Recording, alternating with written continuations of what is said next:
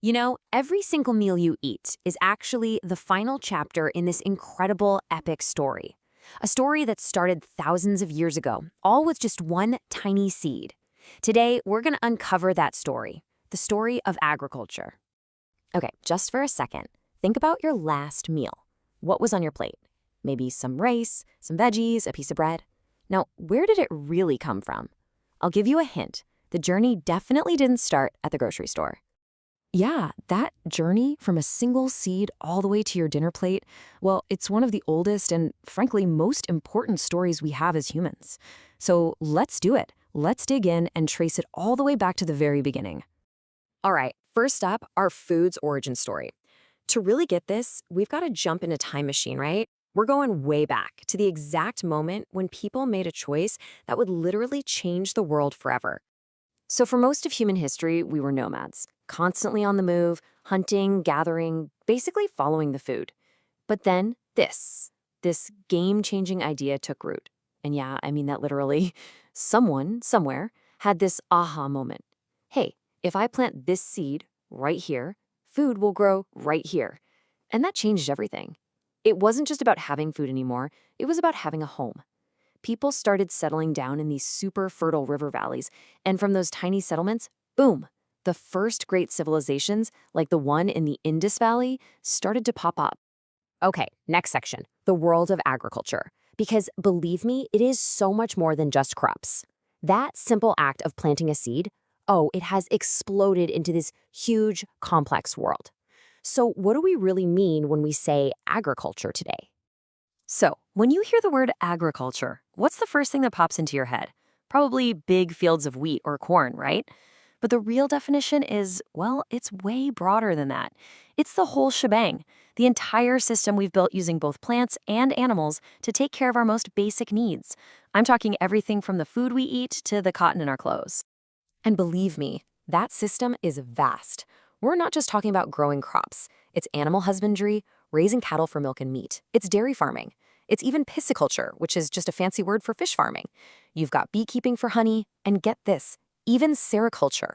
That's raising silkworms to make silk. It's this whole incredible interconnected world. So let's talk about the two main types of farming for your family versus for the market. Because you can take all those activities we just talked about, from silk to wheat, and pretty much split them into two big buckets. And what separates them? It all boils down to one simple question. Are you growing this for your own family, or are you growing it to sell? Okay, let's break it down. On one side, you've got subsistence farming. The goal here is super simple. It's all about survival. A family farms a small piece of land, mostly using human or animal labor, just to grow enough food to feed themselves. But on the complete other side of the coin, you have commercial farming. This isn't about feeding your family. It's a full-blown business. We're talking massive farms, heavy machinery, all of it designed to produce a ton of product to sell on the market and turn a profit. And look at this, terrace farming. This is a perfect example of what we mean by intensive subsistence farming. I mean, just look at it. Farmers literally carve steps into the sides of mountains to create these small, farmable plots. Every single inch is used to grow just enough for the family. And because they're only producing what they need to eat, there's usually not much, if anything, left over to sell. It's an incredible amount of work, and it can be a really tough way of life. Now, let's flip to the total opposite end of the spectrum, commercial farming. This is agriculture on an industrial scale. I want you to picture enormous fields as far as the eye can see, growing just one single crop, a monocrop like wheat or corn, to be as efficient as possible. The scale is just mind-blowing. You absolutely need heavy machinery, tractors, the works. Sometimes they're even spraying pesticides from airplanes. And yet, this kind of operation takes a massive, massive investment of capital. So that industrial scale leads us right into our next chapter, farming into the future. Let's talk about technology on the farm, because science and tech have completely transformed this ancient practice. Yeah, today, farming really is a science. A greenhouse, for example, that's not just a shed to keep plants warm anymore. It's more like a high-tech laboratory. Inside, farmers can control absolutely everything. The temperature, the light, the water, the nutrients. It's all about creating the perfect environment to get the most out of their crops, all for maximum economic return. So the modern farmer's toolkit is just, Wow, it's incredible. We're talking advanced technology and scientific methods for everything. They use fertilizers and pesticides with precision.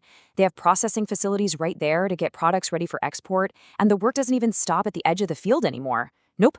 Now, farmers are even using the internet to market and sell what they grow directly to people all over the globe. Okay, so we've gone from a single seed to this massive, high-tech global industry. Let's get to the bottom line here. The backbone of society. Why does any of this matter? Why is this so important for every single one of us? Well, agriculture plays three absolutely critical roles that make it, without a doubt, the backbone of our society. First, the most obvious one, it feeds us. It provides our staple diet. Simple as that. Second, it fuels our industries. Think about it. All those factories making sugar or processing fruit, they need raw materials, and agriculture provides them. And third, it literally builds our communities. Even today, human settlements are concentrated in areas with fertile land. Where we can grow food is still where we choose to live. But for all our amazing technology, all the greenhouses, the crazy machinery, the global supply chains, it is so important to remember what this whole thing is built on. It really all boils down to two fundamental things: good fertile soil and enough water. If you don't have those, well, none of the other stuff really matters. So, we started this whole journey with a simple question about your dinner plate. The next time you sit down for a meal, I want you to look at your food and think, what part of this incredible journey will you remember? Will you see that ancient human, thousands of years ago, discovering the magic of planting a seed? Or maybe you'll think about the huge difference between a small family farm and a vast commercial one. Or maybe it's the amazing science that brought that food to you. It's pretty cool when you think about it. The entire history of human civilization is right there in every single bite.